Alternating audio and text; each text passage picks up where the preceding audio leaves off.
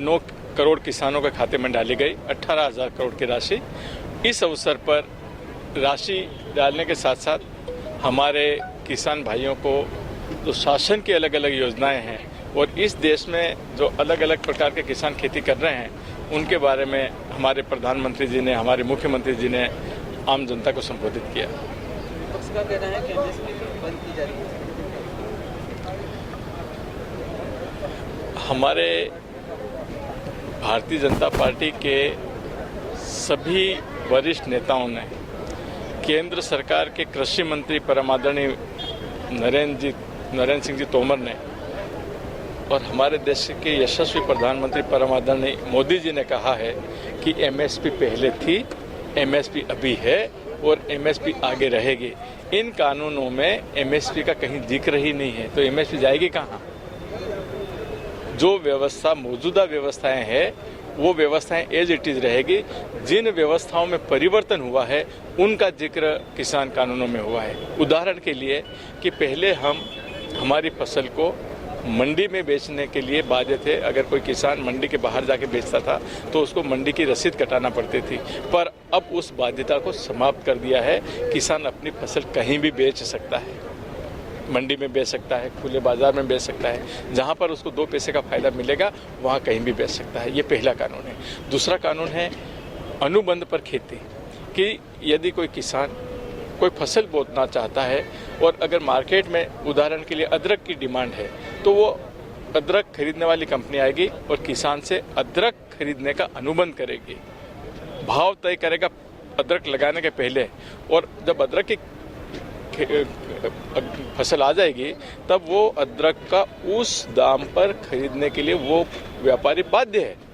परंतु यदि खुले बाजार में अदरक का भाव बढ़ जाता है, अनुबंध की दर से भाव बढ़ जाता है, तो किसान को खुली छूट है उस अनुबंध में कि वो जहां अधिक भाव मिले वहां पे वो अपना अदरक बेच सकता है। तीसरा अत्यावश्यक वस्तु अधिनियम था, उसमें यह था कि आप कुछ हमारी जो वस्तुएं हैं उनको निश्चित मात्रा से ज़्यादा मात्रा में आप उनका भंडारण नहीं कर सकते हैं, वरना वो छापेमारी होती थी। जैसे प्याज पकड़ लिए, गेहूं पकड़ लिया, सोयाबीन पकड़ लिया, इस प्रकार से।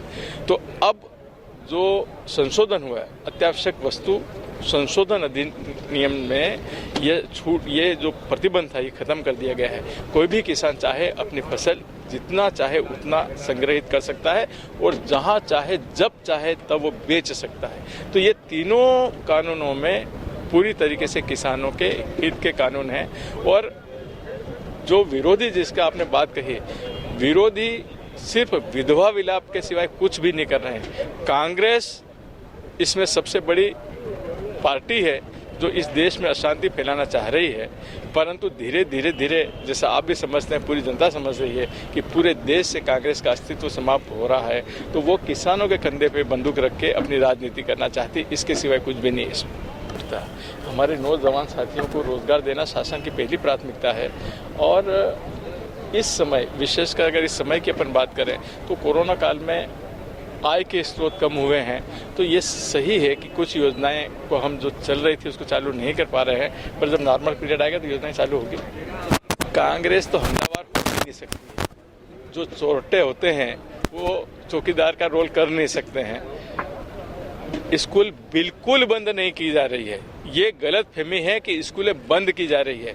संकुल बनाए जा रहे हैं। संकुल का मतलब ये होता है कि एक कैंपस में सारे स्कूल होंगे जहां पर उनको पढ़ने की उत्तम व्यवस्था होगी, शिक्षकों की अच्छी व्यवस्था होगी, प्रयोगशाला अच्छी होगी, उनका हॉस्टल होगा, उनका खाने पीने की सब व्यवस्था होगी। ऐसे ट्राइबल में संकुल बनाए जा रहे हैं और वो स्कूलें बंद नहीं कर रहे हैं।